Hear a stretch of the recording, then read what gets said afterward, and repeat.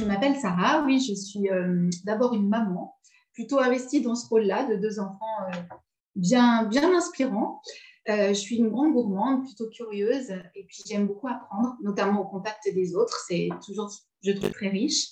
Et je suis une passionnée des méthodes naturelles pour prendre soin. Je pense que d'abord, le plus loin que je puisse m'en souvenir, en tout cas, on a toujours dit de moi que j'étais une grande émotive. Oui, une grande émotive, mais comme une espèce d'étiquette qui était placardée sur mon front, pas forcément valorisante, en tout cas comme une faiblesse. Et c'est après, avec l'expérience, l'expérimentation, les rencontres, les lectures, que j'ai appris à faire de tout ça une force. Et j'aime à dire aujourd'hui que je suis une hypersensible assumée. Donc, pas de hasard, si tant est que le hasard existe, si aujourd'hui je suis dans cet univers des émotions. Donc, mon parcours professionnel n'a pas été vraiment linéaire.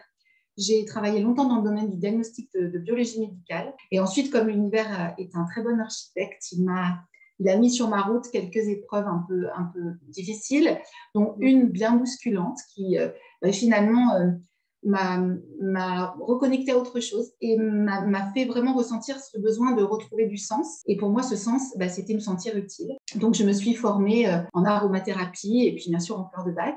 Et donc, aujourd'hui, je suis conseillère en aromathérapie, en olfactothérapie et conseillère agréée en fleurs de bac. Comment c'est arrivé cette idée? J'accompagne beaucoup d'enfants aujourd'hui et de familles sur ce chemin de l'harmonisation émotionnelle. Il me manquait quelque chose, il me manquait des supports pour être plus en lien aussi avec l'enfant. Donc d'abord, j'ai pensé à créer une mascotte qui m'accompagne, qui a été créée, qui est là, c'est la mascotte Lune. Elle a été baptisée comme ça par ma fille, bien inspirée donc. Puis j'aime la symbolique du papillon, la renaissance, la transformation, en tout cas la libération. J'ai une amie qui est illustratrice pour jeunes enfants et qui m'a illustré ce papillon. Et après ça, donc j'avais ce moyen de créer un lien de confiance avec l'enfant, sans quoi rien n'est possible, c'est sûr.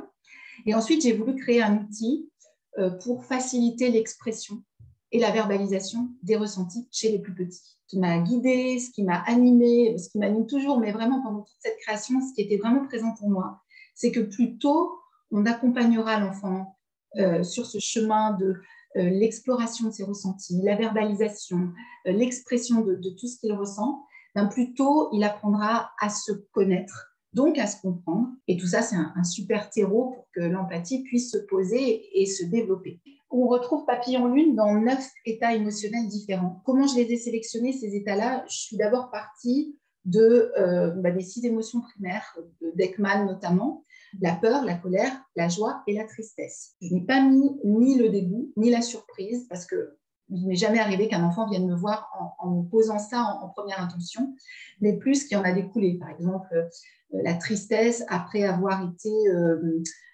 dégoûté de quelque chose, ou encore la peur après une surprise. Donc, c'est plutôt là-dessus qu'on a travaillé. Et ensuite, j'ai alimenté ces 4 états-là par ce qui est revenu le plus souvent dans mes accompagnements. Donc, c'est comme ça que le papillon, seul, isolé, humilié, est entré dans la danse par rapport, par exemple, au problème de harcèlement. Ensuite, le papillon stressé, tendu, anxieux. Oui, nos loulous sont de plus en plus dans ces états-là. Et puis, le Covid a aussi, je pense, bien alimenté le problème. Et puis, le papillon calme, relax, soulagé. Alors, j'avoue que j'aime bien quand à la fin de l'entretien, il va vers ce papillon-là. Ça veut dire qu'il s'est libéré de certaines choses. Et puis, il y a 2 autres papillons qui se sont invités. Le papillon découragé, désespéré, épuisé, démotivé, et le papillon impatient, débordé, incontrôlable et agité. Par rapport à ces papillons-là, moi, je suis très sensible et très touchée par les enfants au profil atypique. Et c'est en particulier en pensant à eux que j'ai développé ces papillons-là. Donc, on retrouve Lune sous tous ces états émotionnels-là. Et à chaque fois, il porte un médaillon qui représente un symbole de la météo. Alors ça, c'est pour faire le lien avec la notion de météo intérieure, qui est souvent une inconnue des enfants, qui est abordée à l'école. C'était important pour moi de faire un lien avec le corps, avec ce qui se passe à l'intérieur de nous. Par exemple, le papillon peureux, il porte un flocon, comme un flocon de neige ou un flocon de glace, parce que oui, on peut se sentir comme glacé à l'intérieur quand on est dans la peur. Dans la colère, on peut être pris dans une tempête. Donc, sur le symbole de la météo, on va retrouver ça. Donc, voilà pour le poster. Et donc, à côté de ça, je propose 9 aimants du coup, qui reprennent les symboles de la météo, avec des petits supports qui sont des aimants autocollants, enfin adhésifs. On va venir positionner à côté de chaque papillon.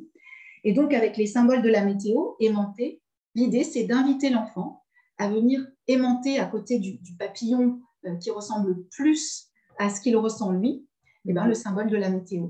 Donc, c'est une invitation à vraiment échanger, partager sur ses difficultés, sans jugement, bien sûr, et accompagner le papillon lune qui, lui aussi, voyage dans cet univers des émotions. En tout cas, si cet outil est propice à un échange, à un partage autour des émotions, autour éventuellement de difficultés émotionnelles d'un enfant, alors moi, vraiment, j'aurais atteint l'objectif qui me tient à cœur. Voilà.